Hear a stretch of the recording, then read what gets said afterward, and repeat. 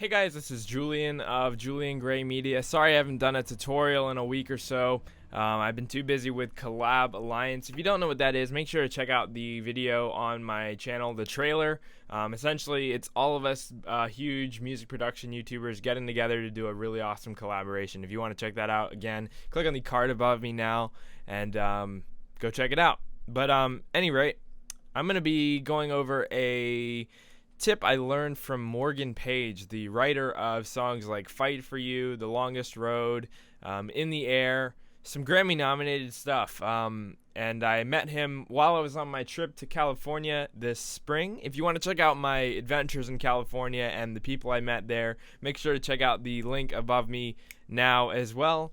That is my vlog series on California. But I went to an audio showcase while I was there. I met Steve Duda and Morgan Page, and this is one of the tips that Morgan actually gave me and my friends. Morgan Page's idea is that you should always follow a rule of 3. You should never overpopulate any section of your track so that it's too full of excess things. He went over the fact that your brain can only process and determine, differentiate, 3 different distinct things at one given time, and that applies to music as well. So you can adopt that into the music making mindset. If you're using more than 3 things at a given time, you'll tend to notice that your tracks start to sound muddy or cluttered. And by utilizing a rule of 3 and using only 3 heavy elements in the spotlight at a given time, you can make the tracks that you make less cluttered, more distinct, and more engaging for the listeners. So we're going to listen to this track I wrote. The mix is not finished, but we're going to go over it anyway and just to outline some of the ideas that Morgan went over and how I use them in my day-to-day production. You can also go back and listen to any Morgan Page track or any pop track for that matter in the world, and you can pull out this rule of 3, and I guarantee you that it exists. Think about any rock song you've ever heard. You never have a lead guitar playing against a vocal. You have a guitar, a bass, and a vocal, or you have a guitar, a bass, and a lead guitar, or maybe a keyboard or something like that. But you never have 3 or more. You never have more than 3 shining elements at any given time. But without any further ado, let's just listen to this track and analyze it a little bit. So here we go.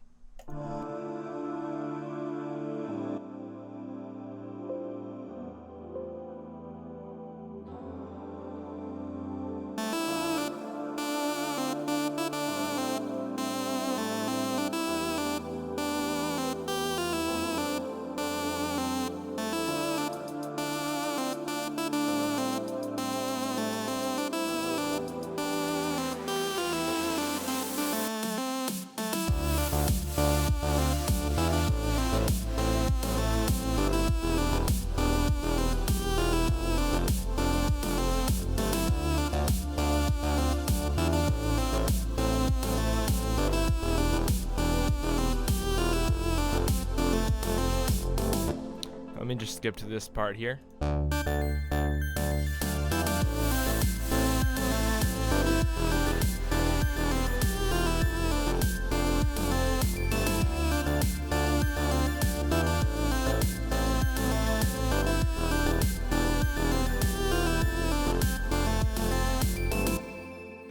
Cool, so that is the track I'm working on, but now we're going to go into it and break down the main elements of each section of the track so you guys can get a better understanding of this rule of 3 I'm talking about. Essentially, in this intro section, as you can hear right here, let's give it a play again.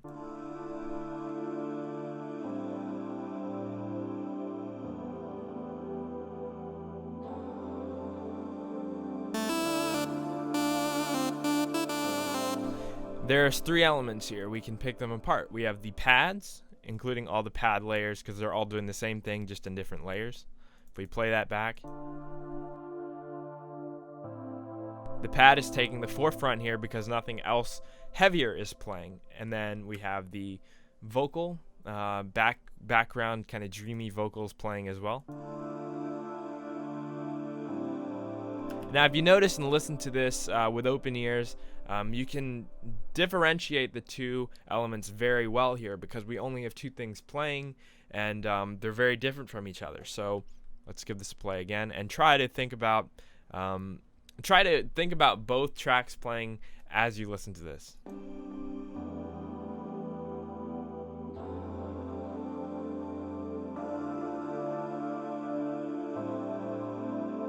It's fairly easy, right? You can think about the pad and you can think about the vocal at the same time. You can differentiate the two while you listen. But when we introduce this lead, it then takes the spotlight away from those two.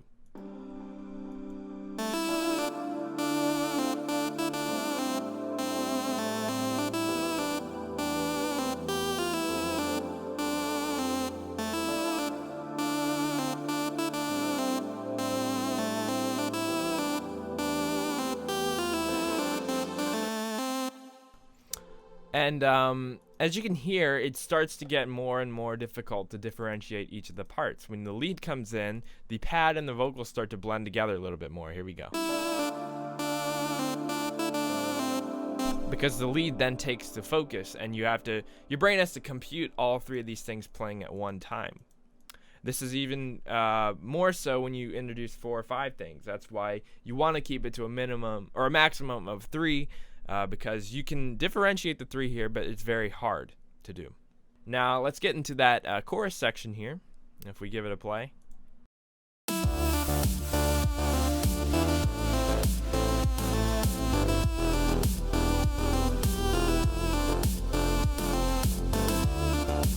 Now, as you notice, I've cut the vocal section out of this section because I want to maintain that rule of 3.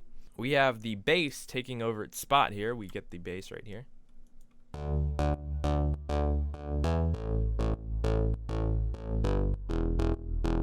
And that took the spot of the vocal, so that's one of the 3 elements here. Now, can you point out the other 2? We have the lead, as we had in the beginning, which is taking the forefront.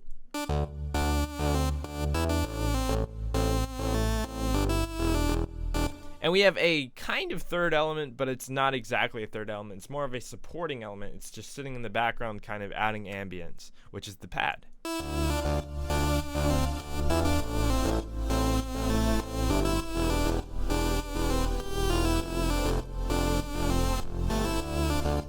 So those 3 melodic elements together make up the chorus.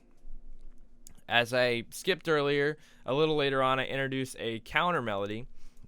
And the reason I made that pad so in the background and so indistinguished is because I wanted the counter melody to shine in the latter half of the track. And I want that to take up another one of those 3 elements. So if we play it right here, we can hear that there's now technically 4 elements here, but the counter melody is so in your face that it differentiates itself well from the rest of the melodies.